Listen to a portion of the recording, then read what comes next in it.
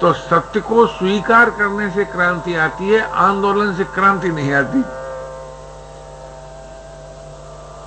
इसलिए मानव सेवा संघ में क्रांति है, आंदोलन नहीं है।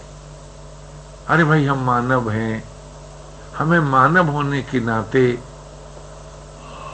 किसी का बुरा नहीं चाहना चाहिए। हम स्वामी जी कोई अपराध अगर करता है, सुन लो, अपराध करता है तो तुम उसको क्यों करता है कोई, सोचो पहले आपने कहा कोई अपराध करता है तो तुम उसका हाथ पकड़ लो राष्ट्र के बन करके, लेकिन और जरा गंभीरता सोचो कि करता क्यों है। कर्म से कर्ता बनता है कि कर्ता में से कर्म निकलता है? कर्ता में से कर्म निकलता है। अच्छा, तो जब तक उसने अपने को बुरा नहीं बनाया तब तक वो बुराई कर सकेगा? नहीं है, पहले बुरा बना तब बुराई करेगा।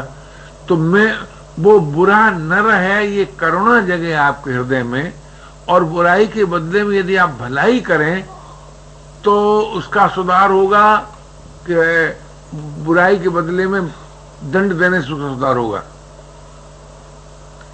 है वो राष्ट्र का काम, व्यक्ति का नहीं है वो।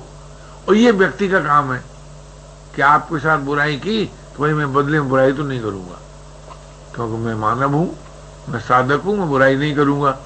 तो मानवता के द्वारा समाज में क्रांति आती है कि दंड विधान के द्वारा समाज में क्रांति आती है?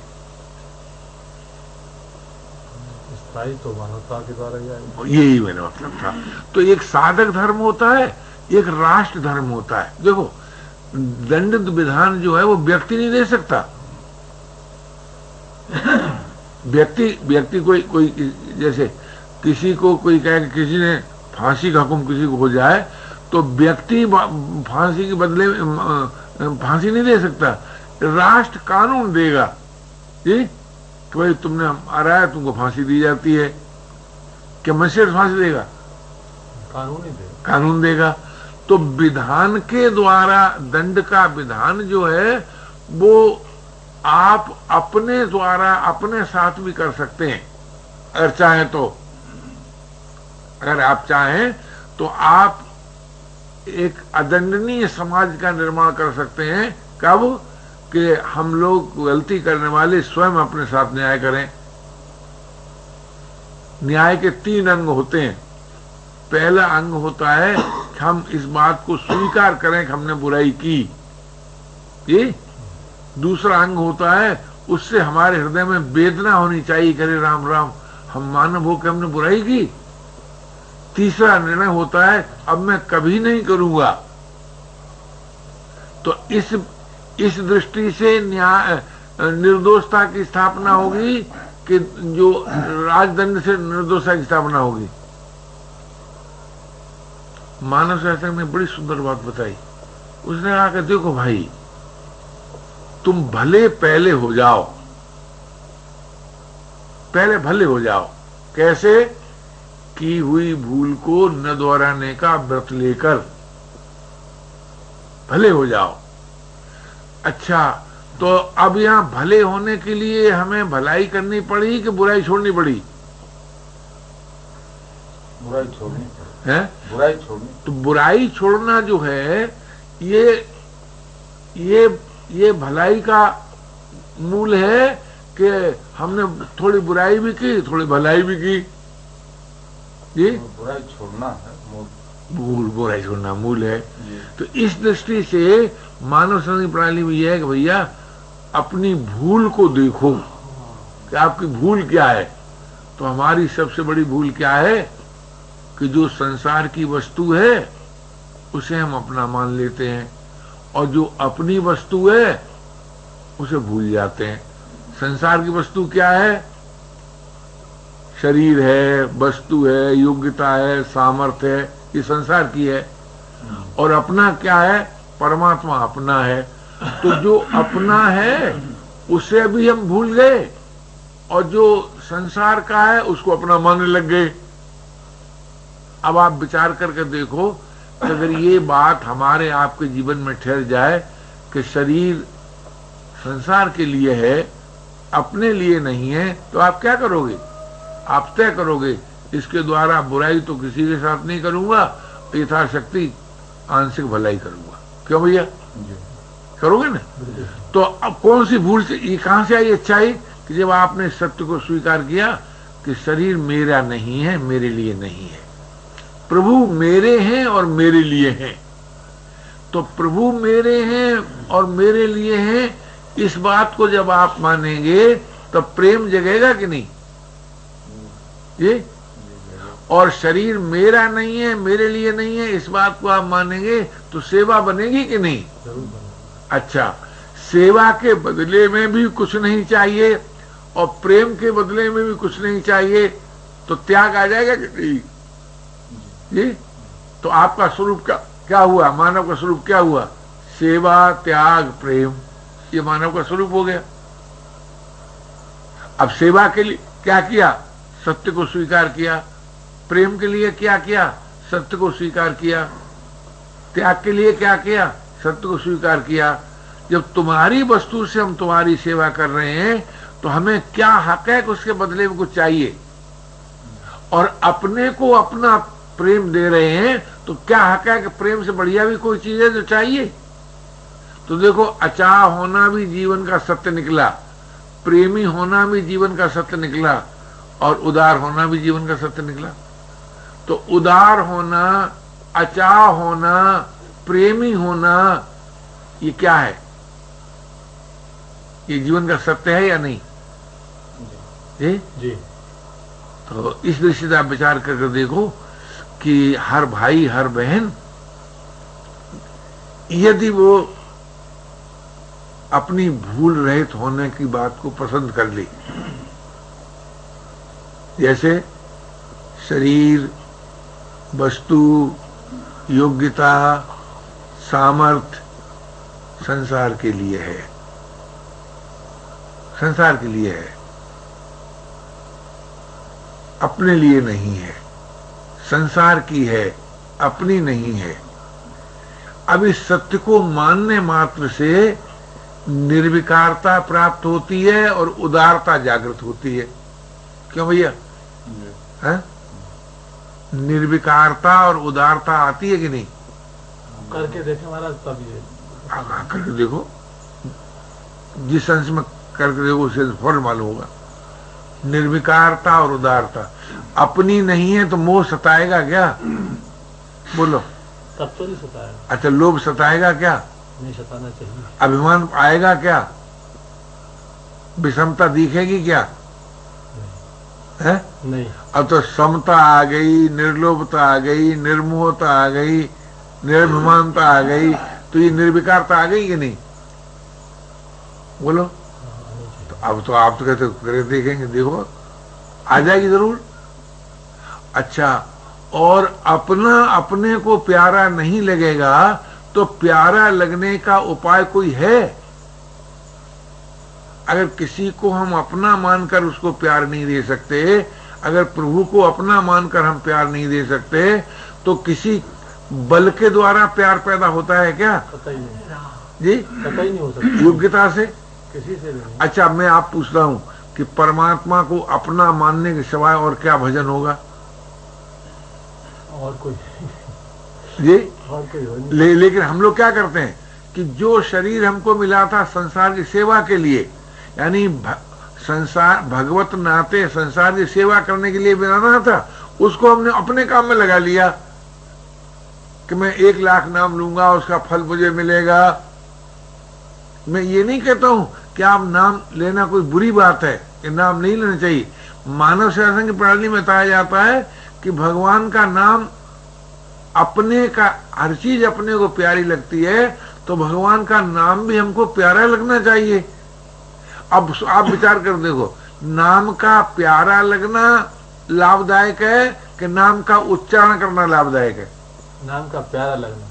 अच्छा, तो प्यारे का नाम होगा तब प्यारा लगेगा कि बिना किसी गैर का नाम प्यारा लगेगा? प्यारे का नाम प्यारा लगेगा। अच्छा, और प्यारे की सृष्टि प्यारी लगेगी कि अपनी लगेगी? बहुत प्रिय लगनी है? बहुत प्रिय लगे, यानी प्यारे की हर चीज प्यारी लगती है।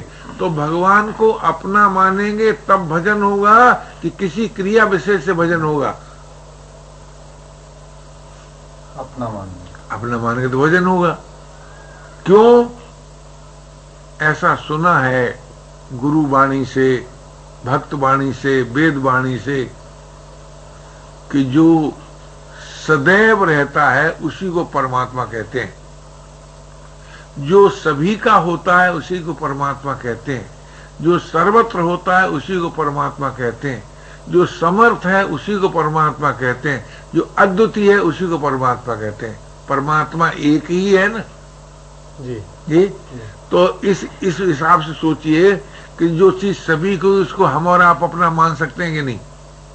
मान सकते हैं जी, मान सकते हैं। अच्छा, जो सदैव है उसका कभी नाश होगा? जी नहीं। तो सभी का होने से अपना, और सदैव होने से अभी, और सर्वत्र होने से अपने में, तो परमात्मा का भजन कब होगा? जब तुम ही मानोगे कि अपना है, अपने में है, अभी है, समर्थ है, अद्वितीय है। ये 5 बातें मान लेने के बाद ही भजन होगा कि पहले भजन हो जाएगा? बोलो। इसके बाद ही होगा। है? इसके बाद ही भजन होगा। अब इन 5 बातों को मान करके कि परमात्मा अपना हुआ, अपने में हुआ, अभी है, समर्थ है और अद्वितीय है, तो अद्वितीय होने से तो हमको पहचान नहीं करनी पड़ेगी कि 2 तो है नहीं, एक ही है।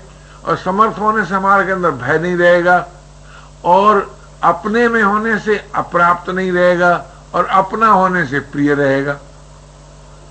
क्या राय?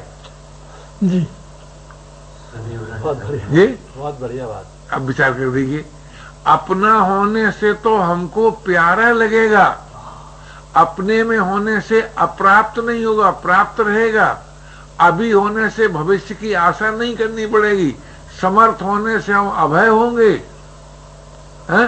एक होने से ज्ञान पहचान की जरूरत नहीं पड़ेगी, जांच कसौटी नहीं करनी पड़ेगी कैसा है क्या है। एक बार की बात है कि मथुरा में बहुत बड़ा यज्ञ हुआ था, लाखों आदमी की भीड़ बताते थे लोग, तो कोई गिने तो सो जाने, तो वहां हमको भी बुला लिया था। इत्तेफाक की बात है, हमको यज्ञ के लिए जाने लायक तो थे नहीं, तो बड़े बड़े पढ़े लिखे लोग, और वो यज्ञ ऐसा था कि पंडित श्री राम जी ने किया था, वो थे पुराने आर्य समाजी, तो आर्य समाज के लोग भी इसमें आए थे और सनातनी ढंग के भी लोग आए थे, दोनों तरह के आए। तो एक महात्मा, बड़े ऊंचे वेदों के पंडित, परमात्मा की महिमा का वर्णन कर रहे थे, परमात्मा के स्वरूप का, ऐसे हैं, ऐसे हैं, ऐसे हैं, ऐसे हैं। उसके बाद हमको बोलना पड़ा, और 20 मिनट मिलता था, बड़ी मीटिंग थी ना, एक आदमी 20 मिनट का समय। तो हमने कहा कि परमात्मा ऐसे हैं, ऐसे हैं, ये तो हम तब सोचें जब उन्हें छोड़ सकें। जो छोड़ा नहीं जा सकता वो कैसा है, प्रश्न आता है क्या? तो परमात्मा ऐसा, परमात्मा का वर्णन अविष्ट है कि परमात्मा को अपना मानना अविष्ट है? अपना मानना एक ही है, सदैव है, तो मौजूद का चिंतन करें कि मौजूद को प्यार करें? बोलो। अब परमात्मा के मानने वाले जरा सोचो कि तुम क्या करते हो। मानते तो ये हो कि परमात्मा मौजूद है, तो मौजूद को तो प्यार किया जाता है, मौजूद का बुलाया जाता है मुंह से, मन से, वाणी से, बुद्धि से। बोलो पापा। नहीं, मौजूद चीज को बुलाओगे, ढूंढोगे क्या? नहीं, प्यार करोगे। तो परमात्मा प्यारा लगना चाहिए, परमात्मा को अपना मानना चाहिए, परमात्मा को के अस्तित्व को स्वीकार करना चाहिए। मौजूद है। देखिए, परमात्मा हमको क्यों नहीं मिलता कि हम परमात्मा के अस्तित्व को स्वीकार ही नहीं करते कि मौजूद है। इतना सुन लेते हैं परमात्मा है, परमात्मा, लेकिन उसके अस्तित्व को कहां स्वीकार करते हैं, उसके महत्व को कहां स्वीकार करते हैं, उसके अपनत्व को कहां स्वीकार करते हैं। अगर हमने प्रभु के अस्तित्व को, महत्व को, अपनत्व को स्वीकार किया होता तो परमात्मा हमको प्यारा लगता, परमात्मा हमको अप्राप्त न होता, सो तो हम करते नहीं। अच्छा, अब रहा शरीर जो कि संसार की वस्तु है। संसार भले ही परमात्मा का हो, ये तो हो सकता है जी, और लेकिन शरीर संसार के बाहर जा सकता है नहीं। तो शरीर के द्वारा हमें परमात्मा के जगत की सेवा करनी चाहिए थी, और अपने द्वारा हमें परमात्मा को अपना मानना चाहिए था। अगर हम अपने द्वारा परमात्मा को अपना मान लें, शरीर के द्वारा परमात्मा के जगत की सेवा करें, तो आप जानते हैं क्या परिणाम निकलेगा। अगर कोई आपकी किसी आपके परिवार की अगर कोई सेवा करता है तो आपको प्यारा लगता है कि अप्रिय लगता है? प्यारा है, बहुत प्यारा। अच्छा, तो जब हम परमात्मा के नाते परमात्मा के जगत की सेवा करेंगे तो हम परमात्मा को प्यारे लगेंगे कि नहीं? और परमात्मा को अपना मानेंगे तो वो हमको प्यारे लगेंगे नहीं। तो हम परमात्मा को प्यारे लगे, परमात्मा हमें प्यारे लगे, हमारे और परमात्मा के बीच प्रेम का आदान प्रदान है, ये तो हमारा संबंध था।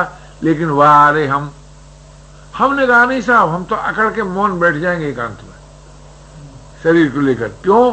परमात्मा मिलने के लिए। तो मौन से परमात्मा मिलेगा तो ये पत्थर के टुकड़े को पहले मिलेगा कि तुम्हें पहले मिलेगा? तुम उतना मौन तो हो नहीं सकते। उन्हें हम तो खूब गर्मी सहेंगे, धूप सहेंगे, तो वृक्षों को परमात्मा मिलेगा, तुमको मिलेगा। तो हमसे सबसे बड़ी भूल ये हो गई कि हमें परमात्मा की प्राप्ति का उपाय मालूम तो है और कर सकते हैं, लेकिन करते नहीं। ये नहीं मानेंगे कि भैया इस सृष्टि एक इकाई है, इस इकाई का कोई एक मालिक है। तो अगर कोई कहे साहब हम ही सृष्टि के मालिक हैं तो कोई आपत्ति नहीं थी, हमें क्या आपत्ति, हो जाओ भैया तुम। लेकिन तुम में साहस है कि कोई कह दे हम सृष्टि के मालिक हैं? यानी दुनिया का बड़े से बड़ा वैज्ञानिक ये कह सकता है क्या कि हमने सूर्य बना दिया? नहीं।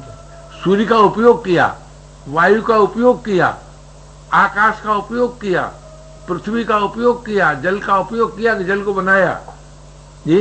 जल का उपयोग। तो सृष्टि किसी व्यक्ति की बनाई हुई है क्या? नहीं। ये मानना पड़ेगा ना। अगर हमने इस सत्य को मान लिया कि सृष्टि का रचयिता कोई मनुष्य नहीं हो सकता, व्यक्ति नहीं हो सकता, अथवा यूं को मैं नहीं हो सकता। क्यों भाई? ये सब जी सर। तुम सृष्टि के बनाने वाले हो सकते हो क्या? नहीं हो सकते। एक गेहूं तो पैदा नहीं कर सकते। अच्छा, पूरी बना लोगे गेहूं मिल जाए तो? तो मनुष्य ने सृष्टि का उपयोग किया कि उत्पन्न किया? उपयोग किया। तो सृष्टि का उपयोग करना कहलाता है भोग, और सृष्टि के काम आना कहलाता है योग। ये योग की परिभाषा अब गौर कीजिए। सृष्टि का अपने लिए उपयोग करना भोग, और सृष्टि के उपयोग में शरीर को लगा देना योग। परमात्मा को अपना मानना योग, और परमात्मा से कुछ मांगना भोग। अगर ये बात समझ में आ जाए, जच जाए, बैठ जाए, तो अनुभव करके देखिए कि परमात्मा को भाई अपना मानना है, उससे कुछ चाहिए नहीं, सृष्टि के काम आना है, सृष्टि की दी हुई वस्तु के द्वारा, सृष्टि की मिली हुई वस्तु के द्वारा सृष्टि के लिए उपयोगी होना है, उसका भोग नहीं करना है, परमात्मा से कुछ मांगना नहीं है। अगर ये दो बातें हम और आप मान लेते हैं तो जीवन में क्रांति आएगी कि नहीं आएगी? हो गया? क्या राय? आएगी। इसलिए मानव शासन कहता है भैया तुम सत्संग करो, सत्संग तुम्हारा सुधर्म है। सत्य क्या है? संसार की वस्तु के द्वारा संसार के काम आना और परमात्मा को अपना मानना, न काम आने के बदले में कुछ चाहना, न अपने से कुछ चाहना, अचाह होना। तीन बात में सारे जीवन की समस्याएं होती हैं, मुझे कुछ नहीं चाहिए, प्रभु अपने हैं, सब कुछ प्रभु का है। ये जीवन का सत्य है। इसको स्वीकार करने से उदारता, स्वाधीनता और प्रेम प्राप्त होगा। उदारता से जीवन जगत के लिए, स्वाधीनता से अपने लिए और प्रेम से प्रभु के लिए उपयोगी होगा। ये मानव का सुंदरतम चित्र है।